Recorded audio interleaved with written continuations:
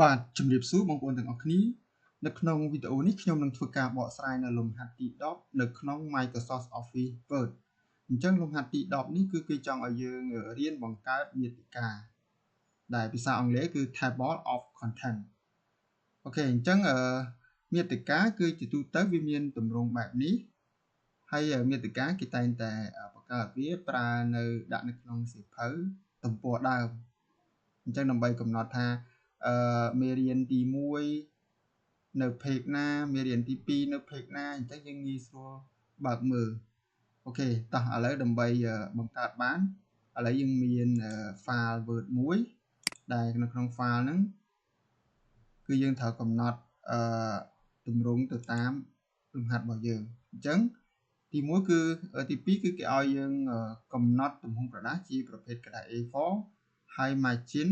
top 1.2 bottom 1 left 1.5 ហើយ right 1.2 អូខេហើយចំណងជើងយើងប្រើ size font 14ហើយ font name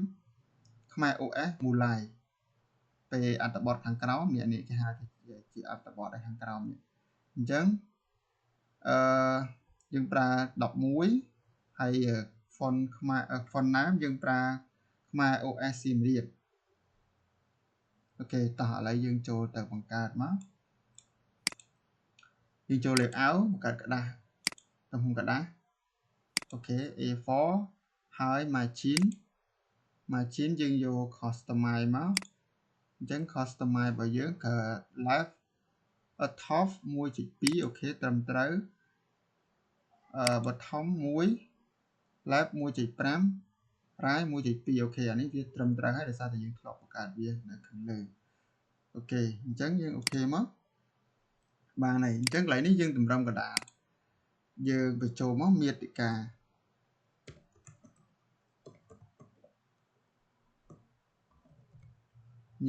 អូខេអញ្ចឹងកន្លែងនេះយើងប្រើ font ប្រមាណ14យើងប្រើ font 14ហើយខ្មែរ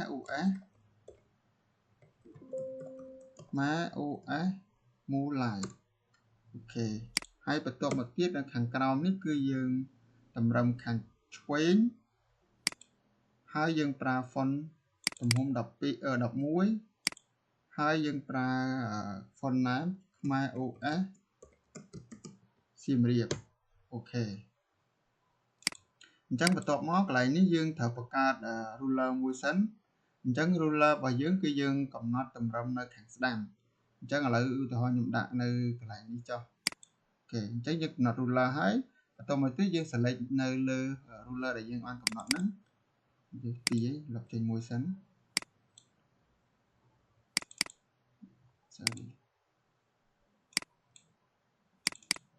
អូខេអញ្ចឹងយើងកំណត់ ruler យើងចង់បាន style ចុចអញ្ចឹងយើងចង់បាន style ចុចនេះយើងចុចអូខេហ្នឹងមកអូខេឥឡូវយើងចាប់ផ្ដើមបញ្ចូលចំណងជើងតូចៗរបស់យើងមេរៀនទី1ឧទាហរណ៍អូខេយើងគ្រាន់តែចុច tab ទៅវានឹងចុចឲ្យយើងហើយមកដល់កន្លែងដែលយើងកំណត់នេះតែម្ដងឃើញទេអញ្ចឹងយើងដាក់ page មក page 1ឧទាហរណ៍ហើយមេរៀនទី2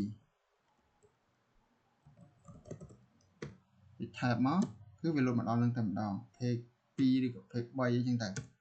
មេរៀនទី3ចុច tab មួយមកដល់ហើយឧទាហរណ៍ណាអញ្ចឹងនៅក្នុងនេះឧទាហរណ៍ថាយើងបង្កើតទាំងវាងាយស្រួលនៅពេលដែលយើងចង់បន្ថែមចំណងជើងរបស់យើងកែឬក៏លុបអីគឺវាអត់មានធ្លាក់មកក្រោមទេសញ្ញាចុចឬក៏ page របស់យើងអត់មានធ្លាក់មកក្រោមទេឥឡូវឧទាហរណ៍ខ្ញុំដាក់មេរៀនទី1អំពី